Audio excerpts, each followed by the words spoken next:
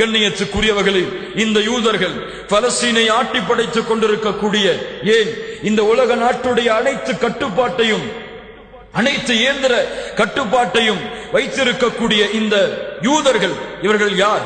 இவர்களுடைய வரலாறு என்ன? இவர்களை விட கோழைகள் யாரும் கிடையாது. இவர்களை விட பயங்கரமான கோழைகள் யாருமே கிடையாது. கண்ணியத்துக்குரியவர்களே, மூசா அலைஹிஸ்ஸலாத்து வஸ்ஸலாம் அவர்கள் போருக்கு அழைத்தார்கள். என்ன சொன்னார்கள் இந்த யூதர்கள்? மூசா அலைஹிஸ்ஸலாத்து வஸ்ஸலாமை பார்த்து, ஃபத்ஹப் அன்த வ ரப்புக ஃபகாத்திலா, நீங்களும் உங்களுடைய இறைவனும் போருக்கு செல்லுங்கள், நாங்கள் வெற்றியா தோல்வியா என்று காத்துக் கொண்டிருக்கிறோம் என்று சொன்னார்கள். அவ்வளவு கோழைகளான இந்த யூதர்கள் ஹிட்லருடைய அழிப்பிற்கு பிறகு, யூத இனத்தை ஹிட்லர் அழித்ததற்கு பிறகு தஞ்சம் தேடிக்கொண்டு, பாதுகாப்பை தேடிக்கொண்டு முஸ்லிம் நாடுகளிலே அடைக்கலமானவர்கள். உலகத்திலே அதுவரை யூதர்களுக்கென்று ஒரு தனி நாடு கிடையாது. அகதிகள் அவர்கள். எங்கு பார்த்தாலும் அகதிகளாகத்தான் மதிக்கப்படுவார்கள். எங்கு போனாலும் துரத்தப்படுவார்கள். இரத்தத்தினால் எழுதப்பட்ட வரலாறு தான் யூதர்களின் வரலாறு. நீங்கள் படித்து பார்க்கலாம் அவர்களுடைய வரலாற்றை. பலஸ்தீனிலே வந்து அடைக்கலமானார்கள் யூதர்கள். ஹிட்லருடைய அந்த அழிப்பிற்கு பிறகு முஸ்லிம்களிடத்திலே வந்து பிச்சை கேட்டார்கள், அடைக்கலம் கேட்டார்கள். அடைக்கலம் கொடுங்கள் எங்களுக்கு, நாங்கள் உங்களை பாதுகாக்கிறோம், எங்களுக்கு உதவி செய்யுங்கள் என்று பிச்சை கேட்டதற்கு பிறகு முஸ்லிம்களுக்கு அல்லாஹ் கொடுத்த கட்டளை, எதிரிகள் யாராவது வந்து உங்களிடத்திலே அடைக்கலம் கேட்டால் நீங்கள் அடைக்கலம் கொடுங்கள், அவர்கள் உங்களுடைய வீடுகளிலே அல்லாஹுடைய வார்த்தையை கேட்கட்டும் என்று அல்லாஹ் ரப்புல் ஆலமீன் அவர்களுக்கு கொடுத்த கட்டளையை பலஸ்தீனிலே வாழ்ந்த முஸ்லிம்கள் செயல்படுத்தினார்கள். எப்போது பார்த்தாலும் சூழ்ச்சியை கையாளக்கூடிய இந்த யூதர்கள், எப்போது பார்த்தாலும் பின்னால் நின்று குட்டக்கூடிய இந்த யூதர்கள் 1945க்கு முன்னால் உலக வரைபடத்தில் இஸ்ரேல் என்ற நாடே இல்லாத பொழுது 1445க்கு முன்னால் தங்களுடைய சூழ்ச்சியால், தங்களுடைய பண வலிமையால், தங்களுடைய அந்த கையாளக்கூடிய திறமையால் இந்த உலகத்திலே இருக்கக்கூடிய நஸ்ரானிகள் யூதர்களுடைய உதவியால் இஸ்ரேல் என்ற நாட்டை பலஸ்தீனிலே உருவாக்கி, பலஸ்தீனிலே வாழக்கூடிய முஸ்லிம்களை நாடுகளை விட்டு வெளியேறுமாறு ஏவி பைத்துல் முகத்தஸை தங்களுடைய கட்டுப்பாட்டிலே கொண்டு வர வேண்டும் என்பதற்காக, தங்களுடைய நாடாக முழு பலஸ்தீனும் ஆக வேண்டும் என்பதற்காக எப்போது இஸ்ரேலை அந்த யூதர்கள் கைப்பற்றினார்களோ அன்றிலிருந்து இதுவரை நடந்து கொண்டிருக்கக்கூடிய போராட்டம் தான் பலஸ்தீனிலும் கஸாவிலும் நடந்து கொண்டிருக்கக்கூடிய போராட்டம்.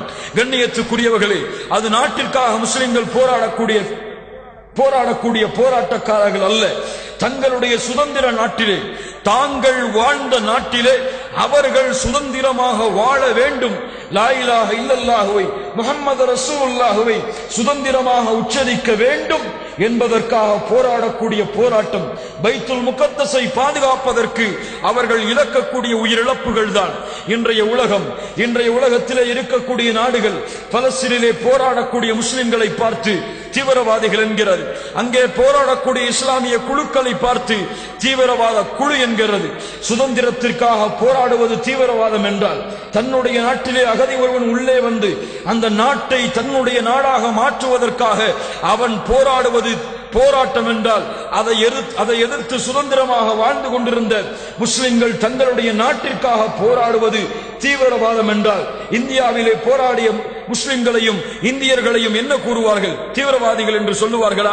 சுபாஷ் சந்திர போஸ் போராடினாரே ஆயுதத்தை தூக்கி, அவரை தீவிரவாதி என்று சொல்ல இந்த உலக சமூகத்திற்கு துணிவு இருக்கிறதா? ஏன்? அவர்கள் தங்களுடைய நாட்டிற்காக போராடினார்கள். பலஸ்தீனிலே எதற்காக போராடுகிறார்கள்? இஸ்ரேல் வேண்டும் என்பதற்காக போராடுகிறார்களா? யோசித்து பாருங்கள். கண்ணியத்துக்குரியவர்களே, அல்லாஹ் ரப்புல் ஆலமீன் நமக்கு தெளிவை கொடுப்பானாக.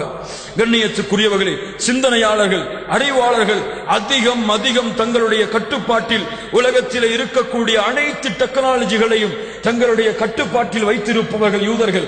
அமெரிக்காவுடைய அடுத்த அதிபர் யார் என்பதை முடிவு செய்து தேர்தலை நடத்துபவர்கள் யூதர்கள். ஏன்?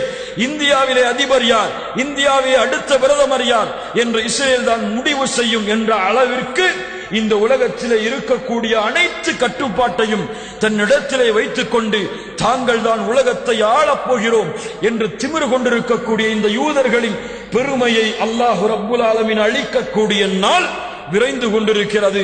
அறியட்டும் அந்த கஸாவிலே இருக்கக்கூடிய மக்கள், அறியட்டும் பலஸ்தீனிலே இருக்கக்கூடிய மக்கள்.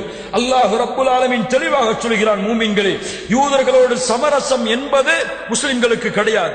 யூதர்களிலே சமாதானத்தை நிறுத்த வேண்டும் என்ற பேச்சுக்கே முஸ்லிம்களுக்கும் யூதர்களுக்கும் இடம் கிடையாது என்பதை அல்லாஹ் ரப்புல் ஆலமீன் அவனுடைய புத்தகம் அல் குர்ஆனிலே அல்லாஹ் தெளிவுபடுத்துகிறான். படித்து பாருங்கள்.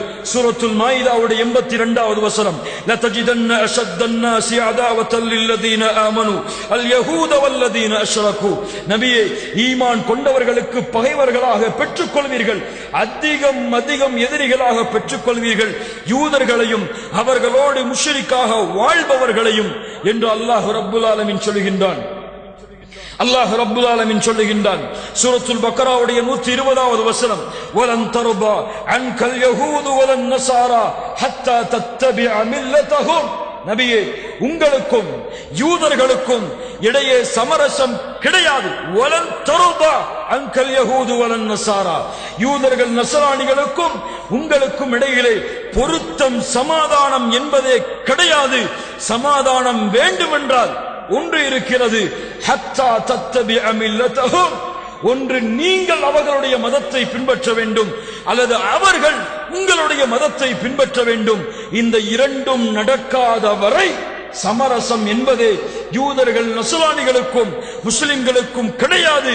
இந்த பகை மறுமை வரை இருக்கும் என்பதை அல்லாஹ் ரப்புல் ஆலமீன் முஸ்லிம்களுக்கு தெளிவுபடுத்துகிறான். நபியே, சொல்லுங்கள், குல் இன்ன ஹுதல்லாஹி ஹுவல் ஹுதா. அல்லாஹ்வின் நேர்வழிதான் உண்மையான நேர்வழி. வல இன் தபஅத ஹுவாஹும் பஅதல்லதி ஜாஅக மினல் இல்ம்.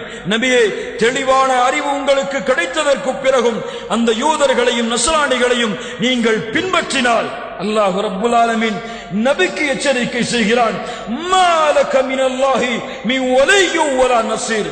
அல்லாஹ்விடத்திலிருந்து நபியே, உங்களை பாதுகாக்கக்கூடிய எந்த ஒரு உதவியாளரையும் எந்த ஒரு பொறுப்பாளரையும் நபியே நீங்கள் பார்க்க மாட்டீர்கள் என்று அல்லாஹ்வுடைய தூதர் முஹம்மது ரசூலுல்லாஹ் ஸல்லல்லாஹு அலைஹி வஸல்லம் அவர்களுக்கு அல்லாஹ் ரப்புல் ஆலமீன் சொல்லுகின்றான். அல்லாஹ் மேலும் தொடர்கிறான், வத்த கஸீரும் மின் அஹ்லில் கிதாப் லவ் யருத்தூனகும் மின் பஅதி ஈமானிக்கும் குஃபாரா. நபியே, இந்த யூதர்கள், இந்த முஷ்ரிக்குகள், இந்த வேதம் கொடுக்கப்பட்டவர்கள் எப்படி அவர்கள் வழிகட்ட முஷ்ரிக்குகளாக, வழிகட்ட காஃபிர்களாக வாழ்கிறார்களோ அது போன்று உங்களையும் வழிகட்ட காஃபிர்களாக மாற்ற வேண்டும் என்று விரும்புகிறார்கள். ஏன்? அல்லாஹ் சொல்கிறான், ஹஸதம் மின் இன்தி அன்ஃபுஸிஹிம்.